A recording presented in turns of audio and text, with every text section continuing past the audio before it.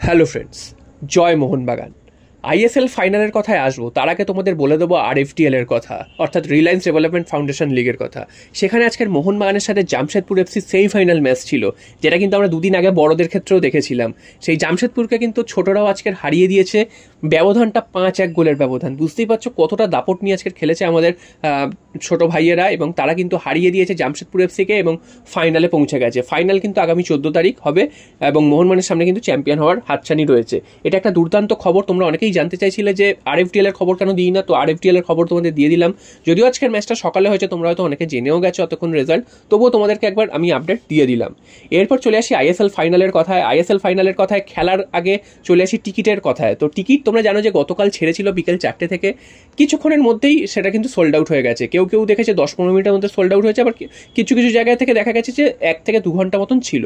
তো যাই হোক, আজকের আইএসএল এর তরফ থেকে অফিসিয়ালি জানিয়ে দেওয়া হয়েছে যে সমস্ত টিকিট সোল্ড আউট হয়ে গেছে এবং কোনো অফলাইন টিকিট কিন্তু তারা ছাড়বে না। তো এখানে একটা ক্ষোভ রয়েছে যে কত অনলাইন টিকিট ছাড়া হয়েছে যে এত তাড়াতাড়ি শেষ হয়ে যায়। এর আগেও তো আমরা অনেকগুলো ম্যাচ দেখলাম যেখানে প্রায় 60,000 মতন দর্শক হয়েছে, তো সেখানেও তো এত দর্শক হওয়া সত্ত্বেও কিন্তু টিকিট এত তাড়াতাড়ি শেষ হয়নি।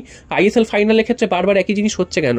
তো এখানে একটা প্রশ্নচিহ্ন থাকবেই। তবে কি ব্যাপার সেটা কিন্তু বোঝা যায় না, কত টিকিট অ্যাকচুয়ালি ছাড়ছে সেটাও জানা যায় না। তো যেটা হয়েছে যে আইএসএল ফাইনালের টিকিট শেষ এবং অনেক সাধারণ মোহনবাগান সমর্থক তারা কিন্তু বঞ্চিত হচ্ছেন এই ফাইনাল দেখা থেকে।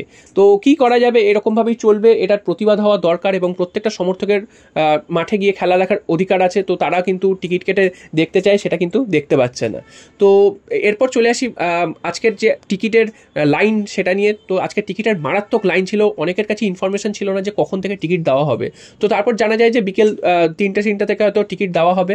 তো সেই রকমই কিন্তু টিকিট দেওয়া শুরু করেছে। অনলাইন টিকিট যারা রিডেমশন করতে গেছিলো, তো অনলাইন টিকিট দেওয়া শুরু হয়েছে। আগামীকালও দেওয়া হবে সকাল 9টা থেকে রাত 9টা অবধি, এবং পরশু দিন অর্থাৎ ম্যাচ ডের দিন সেই টিকিট কিন্তু স্টেডিয়াম থেকে দেওয়া হবে না, সামনের একটি ক্লাব মহাদেব ক্লাব সেখান থেকে কিন্তু দেওয়া হবে, সেরকমটাই কিন্তু আপডেট দেওয়া হয়েছে।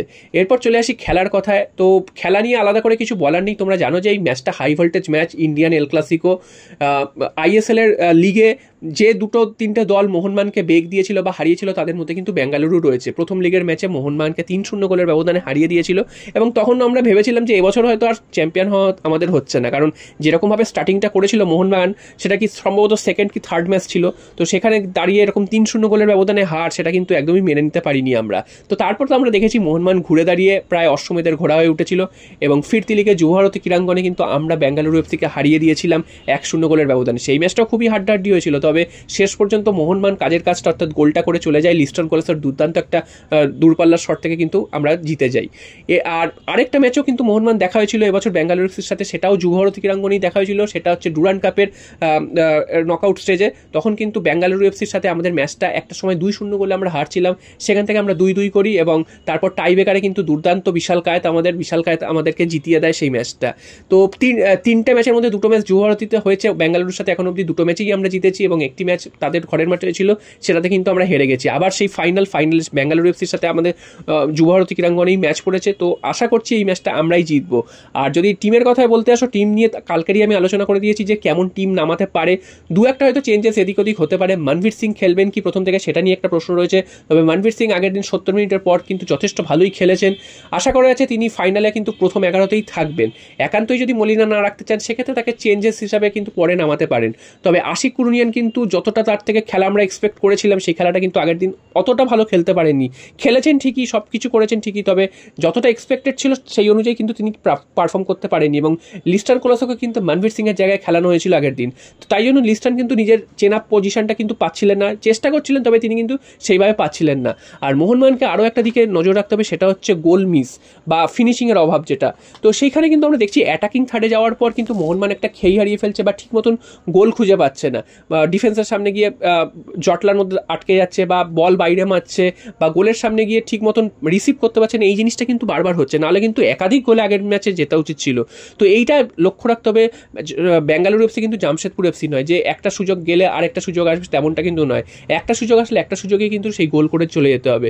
তো বেঙ্গালুরু এফসিরও কিন্তু উল্টো দিকে ভালো ভালো প্লেয়াররা রয়েছে। সুনীল ছেত্রী রয়েছে, সুনীল ছেত্রী আগের ম্যাচে দুর্দান্ত গোয়ার এগেনস্টে গোল করে ফাইনালে তুলেছে। তো সেই সুনীল ছেত্রী তো অবশ্যই ভয়ঙ্কর, তো তাকেও আটকাতে হবে। অ্যালবার্টো ব্রাটন ওগেরা রয়েছে, তাকেও আটকাতে হবে। তো সব মিলে কিন্তু পুরো ব্যাঙ্গালোর দলটাই কিন্তু খুব শক্তিশালী, যদিও তাদের একটা সময় খুব বাজে একটা অবস্থা গেছিল, তো আবার তারা কিন্তু নকআউট স্টেজে এসে তারা ঘুরে দাঁড়িয়েছে। তো আমাদের লক্ষ্য থাকবে যে ব্যাঙ্গালোর এফসিকে প্রথমে গোল করতে দেবো না, এবং আমরা কিন্তু গোল তুলে নিয়ে ম্যাচটাকে বার করতে হবে। তো জয় মোহনবাগান।